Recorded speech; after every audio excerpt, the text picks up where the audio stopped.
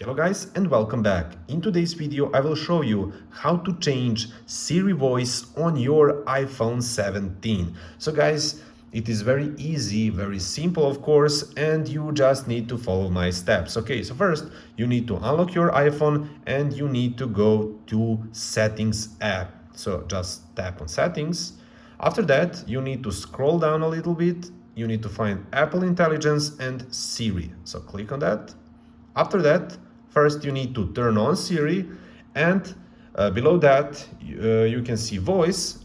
Just click on voice, and here you can change variations and also voices. So four available options for voices. So basically you just need to tap on voice you want. For example, I want voice number 1. Just click on voice number 1. The colors of the sky fade with the setting And guys, sun, as the stars basically begin to that's shine through the it. clear night. Like, share, subscribe, and see you in the next one. Bye.